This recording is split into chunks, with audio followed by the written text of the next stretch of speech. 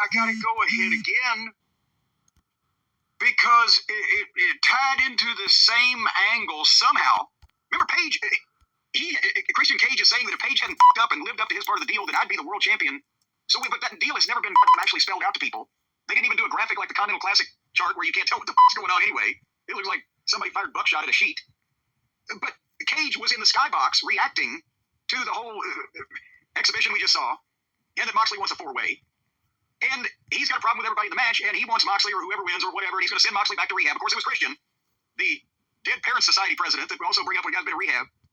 So at this point, Christian has been addressing the people in the front of this luxury suite or whatever they call it. It didn't look too luxurious, but we are in Kansas City. So at some point, you have to relinquish some standard. I'm just kidding, KC.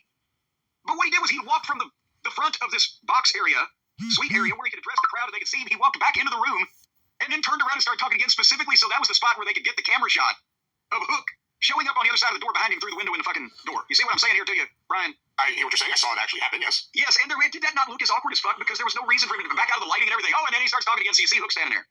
And then Hook breaks the glass out of the door so he can open it from the inside. It looked like he had some experience with that, too. If I was Taz, I'd be keeping an eye on that young man when he goes out late at night.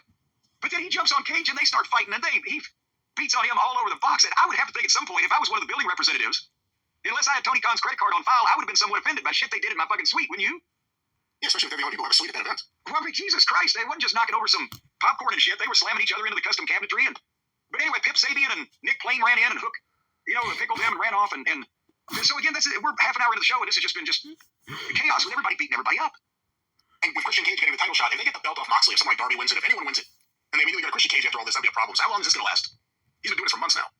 I wonder. When's Darby get his title shot? Darby gets a title shot, doesn't he? Well, that's the thing. No, remember he gave it up to fight Moxley when Danielson was okay anyway, and then wrestled on the same show. And I don't know, but one would think out of this band of merry pranksters that, as odd as it sounds, Darby Allin may be their best choice to be the next fucking champion.